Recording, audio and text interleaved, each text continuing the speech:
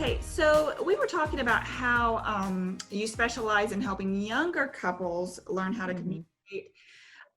Right now with COVID-19 and tying this, really back into life in general, but Right. inspiring time and what we do with um, home decorating, even cooking, things like that. Can you talk a little bit about that? Like how COVID is really closing down some people? Yeah, tensions are high right now, that's for sure. And I've ran into so many people, not just in my practice, but outside, personal friends, relatives, constantly coming to me going, I think I might choke her. I might choke him. I don't think I can do this anymore, and the word divorce gets tossed around all the time. Most of it is in jest, but there's always a little bit of truth to a joke. And so that's when you want to catch it early. But yes, everyone being in the house 24/7 together, especially with workstations being moved home, people don't have that reprieve of work. They're not getting that outside engagement that they're used to. They're not getting that break that they're used to. And then all of a sudden, DIY projects have boomed. And now there's a new stressor that they're not used to as well, not just spending 24/7 together, but also doing projects together.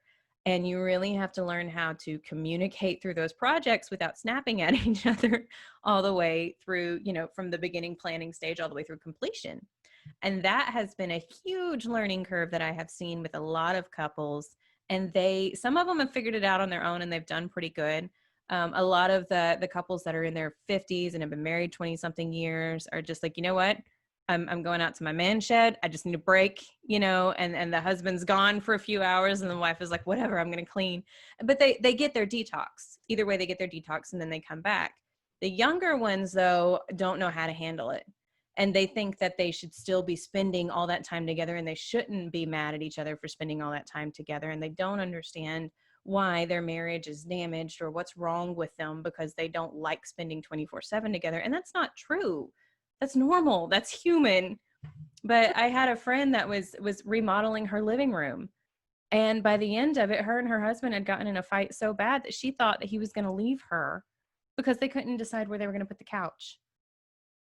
I mean, Okay, so right now in the middle of a big move, we've tackled a Mhm. few big projects. Number one, a big raised bed garden. Mhm. Early on, I maybe, I thought, oh, this is what I'm passionate about. We need to do this way. Well, come to find out that that's not for our marriage. That's not the way things need to work. It needs to be, hey, okay, here's this side and here's this side. Let's Yes. talk about the pros and cons. And we've always approached, and it works for us. I Mhm. always list out the pros and the cons. And then if we can see the crossover, we're like, okay, and here we are right in the middle. And it seems Mhm. like that's whether that's something you coach or not, that's something that has helped us sort through some, big projects with usually big dollar signs behind it. So you want to get it right. And there is a Mhm. little bit of turmoil that goes along with big money ticket prices on. Mhm. Yes, yes, that's so true. And going on that, you guys have already found your communication style. You found what works for you and you found a way to make it blend. My husband and I, when we're doing projects together, it took us a minute. It really did. It took us a minute to figure out how we can do this together. And we finally figured out that tensions will rise when we're doing a project. And we figured out we're both saying the same thing, just totally different ways. So if we get a pen and paper, we sketch it out and then we show each other. And I'm like, that's what I just said. And he goes, no, it's what I just said, and then we're good. It's smooth sailing after that.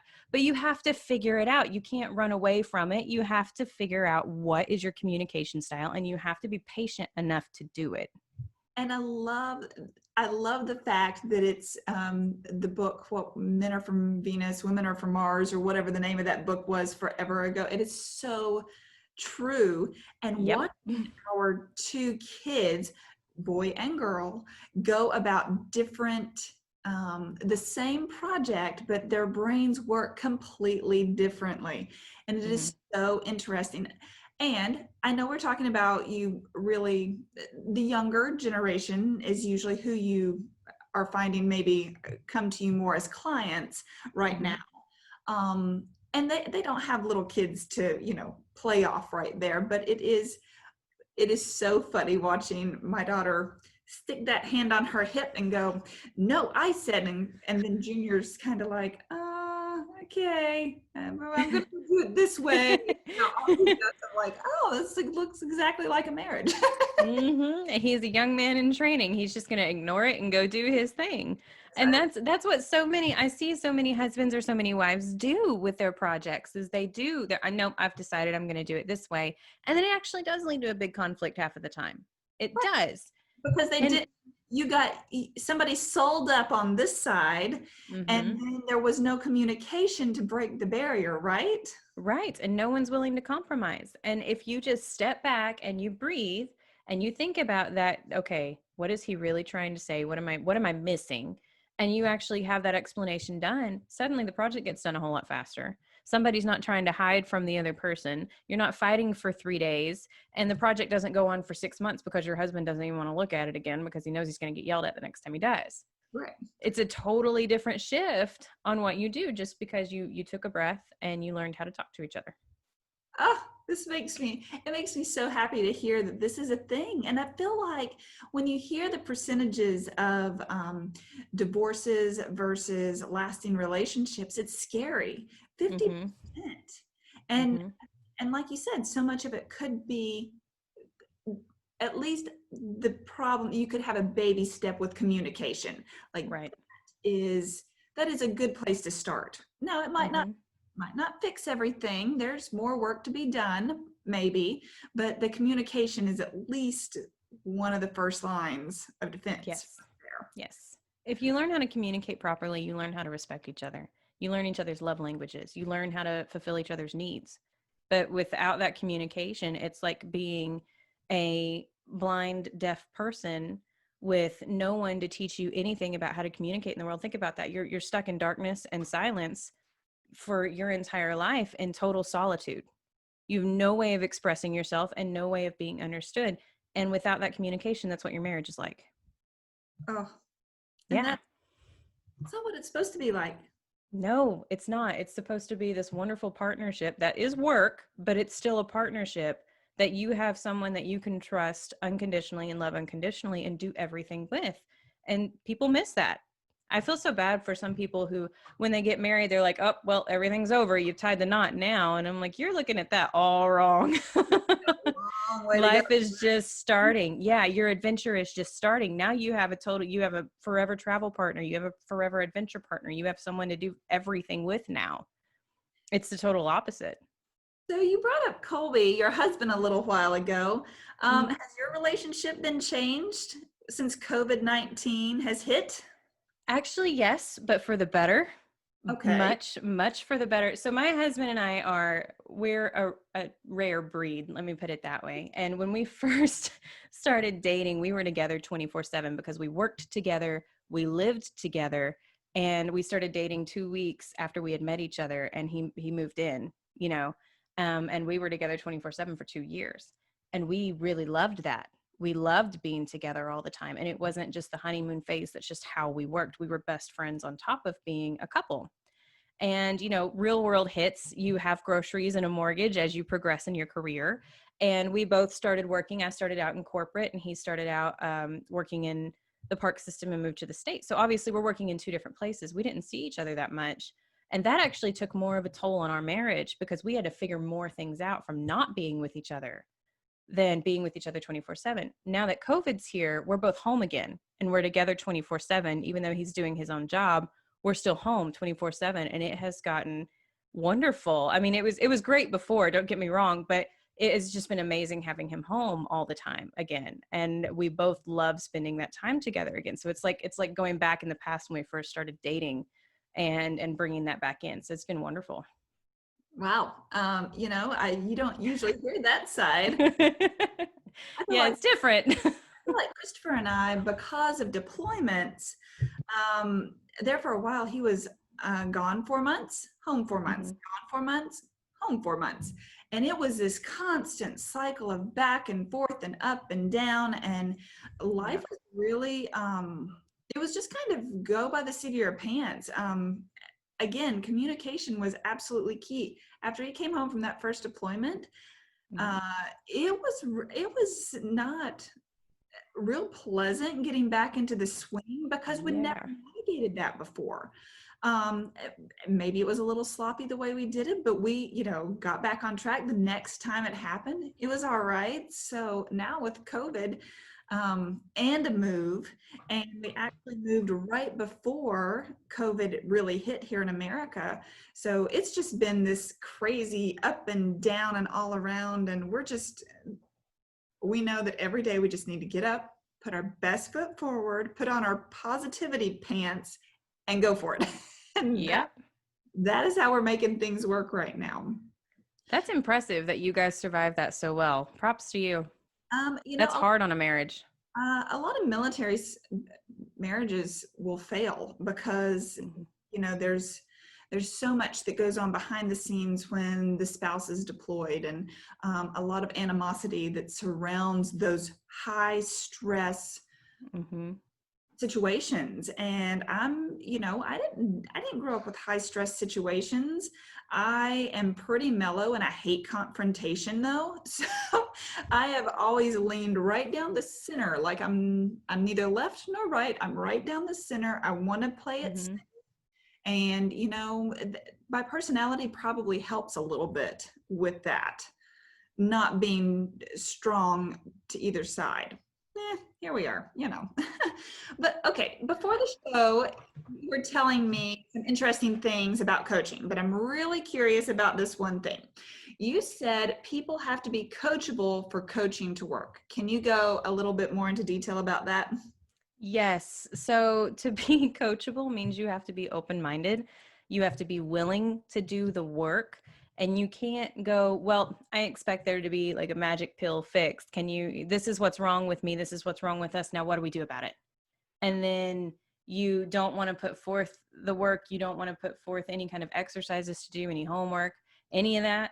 And you go home and you're like, well, this is what they said, but I don't think it's a good idea. I don't agree with it. That's not coachable. That's just somebody who's stuck in their routine and they don't want to change. You have to be willing to make a change and you have to be willing to put in the work. And there's so many people out there who say they want change, but really the discomfort hasn't gotten bad enough for them to make a move towards the change. They just enjoy complaining because complaining is comfortable. They're used to it. Comfortable doesn't mean good. Comfortable means familiar. And a non-coachable person is a person who likes to stay comfortable. A coachable person is someone who is ready to do something about it, can't take it no more, and all right, I'm going to fix this before something worse happens. And they're willing to do whatever it takes to make it happen. So it's a totally out of the comfort zone moment. Sometimes Mm-hmm. you Yep. have to be willing to step outside of that ring that you have put around your safe, happy spot and be like, okay, it's Yep. time. We're looking You at have this. to try something new. You have to apply the effort. And there's a lot of people who, when it comes to your mental exercises, they don't want to apply that effort. It's too hard.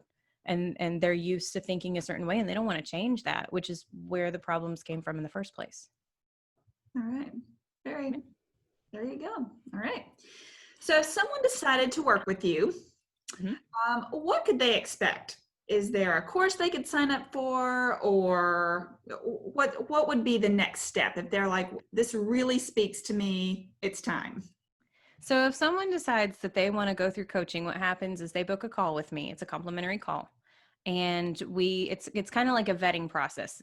You're vetting me, for example. Let's say we wanted to work together. You would vet me, I would vet you to make sure that you're a coachable client and to make sure that we're a good fit. And you're going to make sure that you feel comfortable with me and you feel like I would be a good coach for you, and you're going to feel like you're going to get what you need from me. Then we would step into a second call, which is a complete complimentary coaching session. You get your first coaching session for free, no charge whatsoever. And it's your way to test the waters, try it out and see if it's something that you feel like is a good path for you. And it's also a way for me to see if you're going to be someone who's going to do the work, or if there's other underlying issues there that I may have to refer you on to a therapist or to a counselor because I'm not qualified to handle some of the situations that you may be dealing with? I don't know. So that's what that's for. Most of the time, though, the clients that come to me are extremely coachable and are willing and ready to go ahead and move forward. And they are in a good place starting out to progress to point B.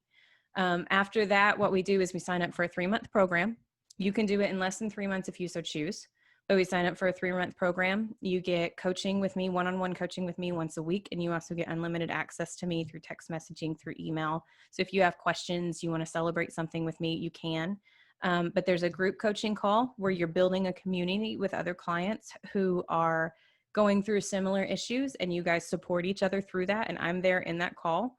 And then there's also your one-on-one calls and your unlimited access. And you go through a six module course that we work through 6 main things that everyone has an issue with, but it's how we build those building blocks to get you where you need to be.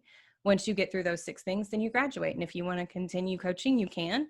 And if you feel like you're good to go, then I ask you to please send everyone else you know my way. Okay, so where can they find you? Like if they wanted to peruse a little bit before they sent out a help signal, where would they find you? Well, right now you can find me on my website, awakenyourmarriage.com. Okay. It recently launched. It's a new website. And I was operating under codymann.com. So there's still, that website's still up. There's still information there if you want it. But if you need to book in a call, it's awakenyourmarriage.com. You can also find me on Instagram at Coach Kodi. It's CoachKodi, or Facebook at Coach Kodi. So I'm also I just launched my YouTube channel earlier this week. So I'm now on YouTube as well. And you can check out all the Thank things. you. I know, I'm excited.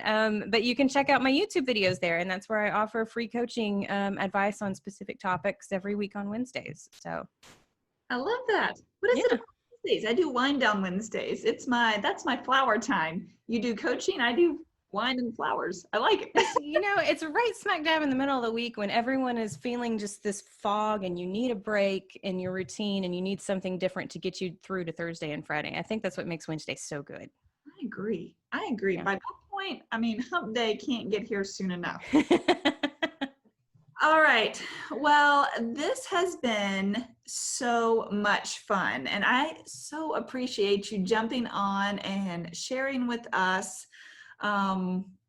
what it is you do, because I think that people don't necessarily, that's not their next step in some of these problems and situations that come up, Mm-hmm. And it's really becoming, good grief, if you turn on Facebook, you see a lot of ads, or I get a lot of these ads that are coaching, and I'm like, I don't know that person. And it's just great to actually get to know you.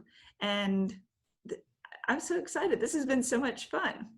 Well, thank you for having me. I've really enjoyed it. And I'm so excited to be on Inspiring Thyme because, again, you have inspired me to do so many things in the house. And my husband is even going, are you sure that's going to work? And I'm like, trust me, Amber said it. It's fine. It's going to be beautiful. You'll have to send me some of those photos of those things.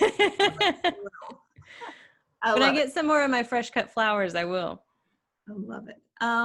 Okay, so down in our notes today, on the podcast, whatever that section is called, the notes section, I'm going to have listed all of your links, your the website, where to find you on Instagram and Facebook, so people can find you there as well if they didn't have out a pen and paper. But I guess that's where we are. What about, I don't know, did you say something perhaps about a discount if people were to mention this podcast? Yes. So if anyone listens to this podcast and they're interested in signing up for coaching, I will give them a 20% discount on their entire program if they mention Inspiring Thyme. Yep. Wow. That's huge. Thank you so much. How much? Yeah. Definitely. Well, I support your brand, and I'm very thankful that you're supporting mine. And I would love to talk to some people that, we have that rapport with and that commonality with. So I would be happy to help anyone that I can and in the best way possible. Perfect. Oh my goodness. All right, guys. This has been so much fun, but we're going to let you get back to a fun rest of your afternoon, and we'll be talking to you soon. Sounds great. Thank you, Amber. All right. No, thank you. All right, so I hope you guys really enjoyed that. I had a lot of fun talking to Amber, and I would love to have her on my channel one day soon. So if you guys really want to hear from Amber, tell me what you would like to hear her talk about, some suggestions that she'd like to give you, and we'll build a interview for her that kind of keeps you on your toes, but also answers all of your questions. If you want to get in touch with Amber, be sure to follow her blog at Inspiring Thyme, THYME.com. And she's also on Instagram, and she also has her podcast. All the links will be listed down below in the show notes. So until next time, I'll talk to you guys soon. Bye.